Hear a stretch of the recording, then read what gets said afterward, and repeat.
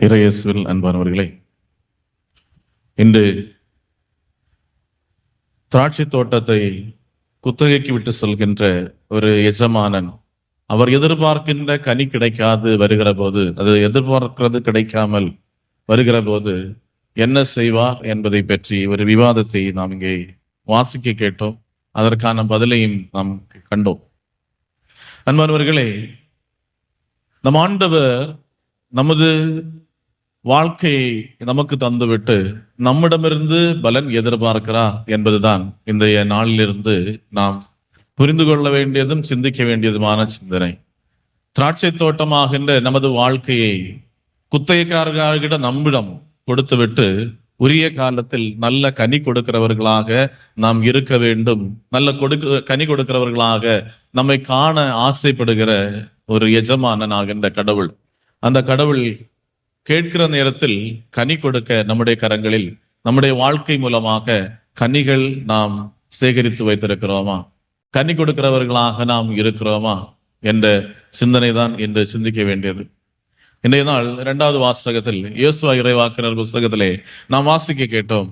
Israel மக்கள் போருக்கு சென்று தோல்வி அடைந்து படுதோல்வியின் முகங்கோணியவர்களாக, கவலைப்பட்டவர்களாக கடவுளின் முன் மண்டியிடுகின்றவர்களை நாம் காண்கின்றோம். யோசுவா இறைவாக்கினர் நூல் 7ஆம் அதிகாரம் 10 முதல் 15 வரை உள்ள வசனங்களை நாம் வாசிக்க கேட்டோமானாலும் 1 முதலே உள்ள வசனங்களை நாம் வாசிக்க வேண்டும். நம்ம அந்த வசனங்களை வாசிக்கிற போது ஆண்டவர் சொல்கிறார், நீ எதிரிகளின் முன்னால் உன்னால் எதிர்த்து நிற்க முடியாமல் போனது, உங்கள் எதிரிகளுக்கு முன்னால் நீங்கள் தோல்வி அடைந்து போனதற்கு காரணம் நீங்கள் செய்த தவறுகள் நிமித்தமாக நீங்கள் வெற்றி அடையவில்லை. அப்போது இயேசு வழியாக ஆண்டவர் சொல்கிறார், நீ மக்களிடம் சொல், உங்களை நீ தூய்மைப்படுத்திக் கொள்ள சொல், அவர்களுடைய தவறுகளுக்காக அவர்களை மனம் வருந்த சொல், அவர்கள் தங்களை தூய்மைப்படுத்திக் கொண்டு எனது முன்னால் வந்து நிற்கிற போது நான் அவர்களுக்கு வெற்றி அளிக்கிற வெற்றி வேந்தனாக நான் அவர்களோடு பயணிப்பேன் என்று சொல்கிற ஆண்டவர். அதாவது வாழ்க்கையில் நாம் கனி கொடுக்காமல் போவதற்கு காரணம் நமது வாழ்க்கையில் தீமைகள் வருவதனால், தீய செயல்கள் நாம் செய்வதனால், நன்மையை நாடாமல் தீமைக்கு முக்கியத்துவம் கொடுப்பதனால் நமது வாழ்க்கையில் நாம் கனி கொடுக்காதவர்களாக மாறுகிறோம். அது தோல்வி அடைகிறவர்களாக மாறுகிறோம். தோல்வியிலிருந்து வெற்றியை நோக்கி நடப்பதற்கு இந்த தவறுகளை சரி செய்ய வேண்டும், தவறுகளுக்காக மன்னிப்பு கேட்க வேண்டும், குறைகளுக்காக மனம் வருந்த வேண்டும் என்று இன்றைய நூலில் இருந்து நாம் வாசிக்கிறோம். நாம் மனம் வருந்தினால் அல்லது பாவங்களில் இருந்து நம்மை தூய்மைப்படுத்திக் கொண்டால் மட்டும் போதாது, நமக்குள் இருக்கிற தீமையை விலக்கி விட வேண்டும். அதுதான் இன்னைக்கு யோசுவா இறைவாக்கினர் நாம் வாசிக்க கேட்டோம். அது அவங்க சொன்னாங்க எல்லாம். யோசுவா சொன்னார், நீங்க நாளை தினத்தில் ஆண்டவருக்கு முன்னால் வருகிற போது ஒவ்வொருவரும் குலமாக வர வேண்டும். ஒவ்வொரு குலத்திலிருந்து ஒவ்வொரு குடும்பத்தை தேர்ந்தெடுக்கப்படும். இந்த குடும்பத்திலிருந்து யார் மேலாக சீட்டு விழுகிறது, அவர்கள் ஆளாக வந்து யார் தவறு செய்திருக்கிறார்களோ அவர்கள் அந்த பாவத்தை, அந்த நிலையை அங்கிருந்து அகற்றிவிட வேண்டும். நமக்கு தெரியும், யோசுவா 7ஆம் அதிகாரம் வாசிக்கிற போது அங்கு தவறு செய்தது ஆக்கான் என்ற மகன். ஆக்கான் கடவுள் எடுக்கக்கூடாது என்று சொன்ன காரியங்களை பிற இனத்திடமிருந்து கவர்ந்து வந்து தனது வீட்டுக்குள்ளே அவன் மறைத்து வைத்திருந்தான். மிக சொற்பமான காரியம்தான். நம்ம எல்லாரும் சொல்லுவல்ல, நான் ஒரு பொய் மட்டும்தான் சொன்னேன், நான் ஒரு தேங்காய் மட்டும்தான் எடுத்தேன், சின்னது, நான் அவ்வளவுதான் செய்தேன் சொல்லுவோம்ல. ஆக்கான் சின்ன பாவம் தான் செய்தான். ஒரு 2 பட்டு துணி மட்டும்தான் எடுத்துட்டு வந்தான். அழகா இருக்கு, பளபளப்பா இருக்குன்னு சொல்லிட்டு ஒரு பட்டு துணியை மட்டும்தான் எடுத்துக்கிட்டு வந்து தனக்கு வீட்டுக்குள்ளால அவன் படுக்கிற இடத்துல அவன் புதைச்சி வச்சான். வீட்டுக்குள்ளால சின்னது. நான் ஒரு சின்ன பொய் சொன்னேன், இதெல்லாம் ஒரு பெரிய பாவமா அப்படின்னு நினைக்கிறவங்களுக்கு அவன் பெரிய பெரிய பெரிய தவறுகள் ஒன்றும் செய்யலை. ஆனா அவனுடைய தவறு மூலமாக அந்த இஸ்ரேல் மக்கள் அனைவருமே தனது தோல்வியுறுகின்ற அல்லது மரணத்திற்கு உள்ளாகின்ற ஒரு நிலையை நாம் விவிலியத்திலே காண்கிறோம். அன்பானவர்களே, ஆண்டவர் கூறுகிறார், நீங்கள் உங்களிடமிருந்து இந்த தீமையை விலக்கி விடுங்கள். ஒன்று, அந்த தவறுக்காக மன்னிப்பு கேட்க வேண்டும் அல்லது தூய்மைப்படுத்த வேண்டும். அந்த தவறுகளை சரி செய்வதற்கு அடுத்து அந்த தீமையை அங்கிருந்து விலக்கி விட வேண்டும். இப்ப முதல்ல நம்ம பாவ சங்கீர்த்தனம் செய்ய வேண்டும். 2வது, இனி அந்த செய்த தவறுகளுக்கான பரிகாரம் நம்ம சொல்லுவோம்ல, நம்ம ஃபாதர் சொல்லக்கூடிய ஒரு பரிகாரம், பாவ சங்கீர்த்தனம் எடுக்கிற ஒவ்வொரு வேளையிலும் ஒரு சின்ன பரிகாரம் சொல்லுவாங்க. அந்த பரிகாரத்தை சரிவர செய்யும். பரிகாரம் செய்கிறது என்பது சில வேளைகளில் நாம் யாருடைய பெயரையாவது களங்கப்படுத்தும் விதமாக பேசியிருந்தால் அவர்களுடைய பெயரை நன்மையாக மாற்றுவதற்கு பேசணும்.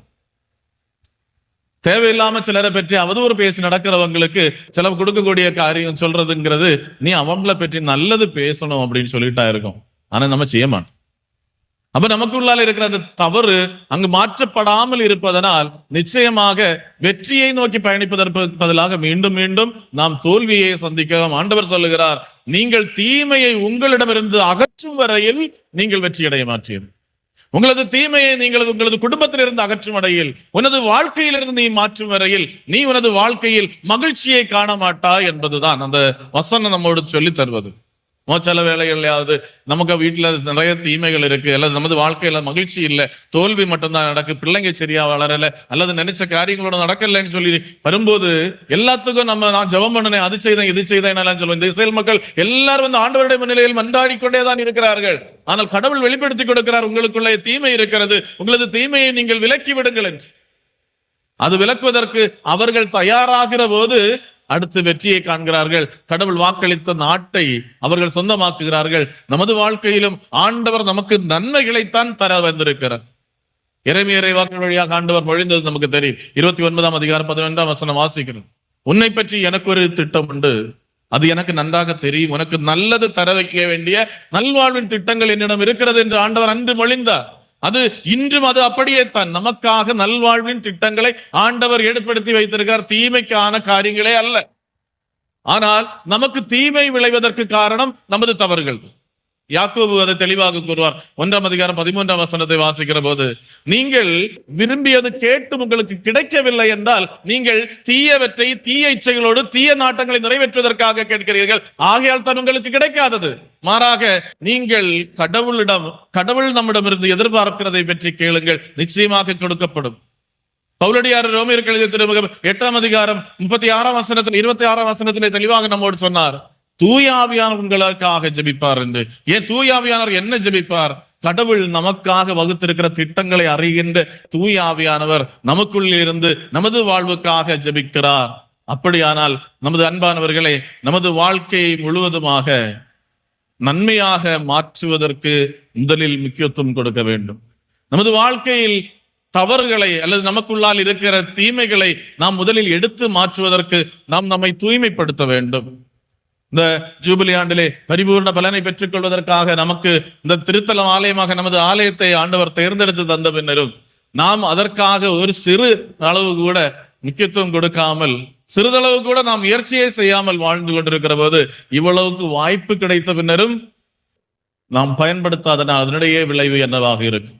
ஆண்டவர் சொல்லுகிறார், சோதோம் கொமோரா நகரத்திற்கு அன்று பழைய ஏற்பாட்டிலே கொடுத்த தீமையை பற்றி நாம் காண்போம். தொடக்க நூல் 19ஆம் அதிகாரத்தில் நாம் காண்கிறோம். சோதோம் கொமோரா நகரத்தை நெருப்பாலும் கந்தகத்தாலும் அழித்த ஆண்டவர் புதிய ஏற்பாட்டில் வருகிற போது ஆண்டவர் சீடர்களை அனுப்புவார். நீங்கள் சென்று உலக படைப்பிற்கெல்லாம் நற்செய்தியை பறைசாற்றுங்கள் என்று அனுப்பி விடுவார். நீங்கள் எங்கெல்லாம் செல்கிறீர்களோ ஏதாவது ஒரு வீட்டுக்குள் நுழைந்து அங்கு சமாதானத்தை வாழ்த்து தெரிவிங்கள். சமாதானத்தினுடைய விரும்புகிறவர் அங்கு இருக்கிறார் என்றால் அவர்களோடு அந்த சமாதானம் தங்கும்.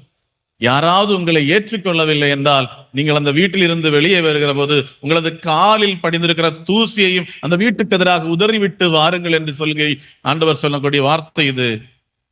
கடைசி தீர்ப்பின் நாளில் சோதோம் கொமோரா நகரத்திற்கு இதைவிட ஆறுதல் கிடைக்கும். அதாவது இவ்வளவுக்கு வாய்ப்பு நமக்கு அதிகமாக கிடைத்த பின்னரும் நாம் பயன்படுத்தாமல் போகிற போது ஒன்றுமே அறியாமல் தீமையில் இருப்பவர்களை விட அதிகமான தண்டனை தீர்ப்புக்குள்ளாக போகிறவர்கள் என்று ஆண்டவர் சொல்கிறார். பல வேளைகளிலும் அன்பானவர்களே, நமது இந்த ஆலயத்தை பற்றி சிந்திக்கிற போது நம்ம எல்லாரும் ஆலயத்திற்கு வருகிறவர்கள், ஜெபிக்கிறவர்கள். ஆனால் நமது வாழ்க்கையில் ஜெபத்தினுடையவும் அந்த பக்தி முயற்சிகளுடையவும் பலன்களாக நாம் என்ன கொடுத்திருக்கிறோம்? எத்தனை பேருக்கு நன்மைகள் நாம் செய்திருக்கிறோம்? எத்தனை பேருடைய நல்ல பெயருக்காக நாம் நின்றிருக்கிறோம்? பிறரை பற்றி யாராவது அவதூறு பேசுகிற போது இல்லை அவர்கள் நல்லவர்கள் என்று, இல்லது இந்த நல்ல காரியங்கள் செய்தவர்கள் என்று யாராவது சொல்லி இருக்கிறோமா? குடும்பமாக சேர்ந்து எத்தனை பேரை நாம் நாசம் பண்ணி இருக்கிறோம்? வீட்டுக்குள்ளாலே நாம் இருந்து பேசுகின்ற காரியங்கள் பிறரை பற்றிய நன்மைகளாக இருந்திருக்கிறதா? பிறரை பற்றிய அவதூறுகளாக இருந்திருக்கிறதா? தீமை நமது வீட்டுக்குள் இருக்கிற போது, நமது நாவில் இருக்கிற போது, நமது இதயத்தில் இருக்கிற போது நன்மைகள் நமக்குள் வந்து சேராது. ஆண்டவர் சொல்லுகிறார், உணவை பற்றி சொல்லுகிற போது, நீங்கள் உண்கிற உணவு உங்களை தீட்டுப்படுத்தாது, ஆனால் உங்களிடமிருந்து வருகிறது. உங்கள் இதயத்திலே நீங்கள் பதித்து வைத்திருக்கிற கோபமும், பகைமை உணர்வும், வெறுப்பும், பொய்மையும், களவும் இவையெல்லாம் உங்களிடம் இருந்து வருகிறது. இவைதான் மனிதனை தீட்டுப்படுத்துகிறது. அவற்றை நாம் அகற்றுகிற போது மட்டும்தான் நமது குடும்பங்களில் ஆசீர்வாதம் தங்கும். ஒருவேளை நீங்கள் நினைக்கலாம், ஆசீர்வாதம் என்றால் என்ன என்று கேட்டால், பெரிய வீடு வைப்பது, பெரிய வாகனங்கள் வாங்குவது, நிலபலங்களை வைத்திருப்பது, நிறைய பல பவுன் கணக்கில் நகைகள் போடுவது என்று அல்ல. அதல்ல ஆசீர்வாதம். அதுவல்ல ஆசீர்வாதம்.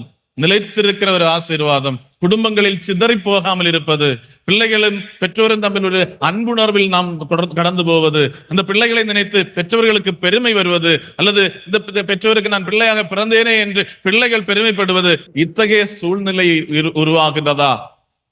குடும்பத்தில் மகிழ்ச்சி சமாதானங்களும் நிலைத்திருக்கிறதா? அப்படி என்றால் மட்டும்தான் அது ஆசி பெற்ற வாழ்வு. பணமும் செல்வங்களும் இருப்பதனால் அது ஆசி உள்ள வாழ்வு அல்ல. பணத்தையும் பெரிய ஆடம்பர வீடுகளையும் பார்த்து இவர்கள் ஆசி பெற்றவர்கள் என்று யாரும் நினைக்க வேண்டாம். பெரிய வாகனங்களை வைத்திருப்பதால் அவர்கள் ஆசி பெற்றவர்கள் அல்ல.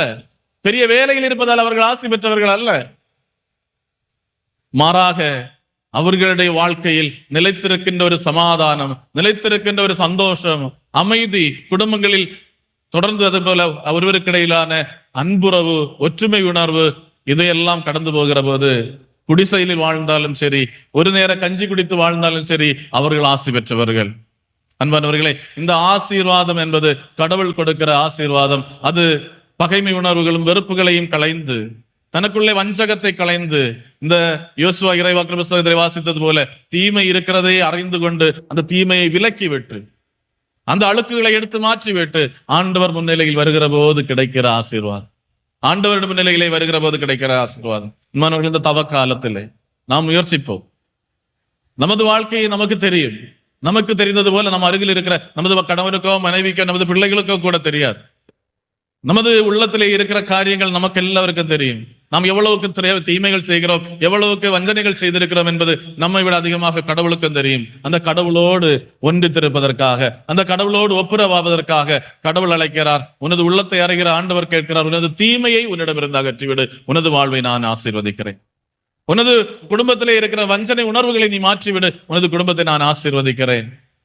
இங்கே ஆண்டவர் இந்த கொடிய குத்தகைக்காரர் ரூமி வழியாக கேட்கிறார், நீ கனி கொடுக்கிறவனாக இரு. நான் வந்து உன்னிடம் கேட்கிற போது உனக்கு கனி கொடுப்பதற்கு என்ன இருக்கிறது?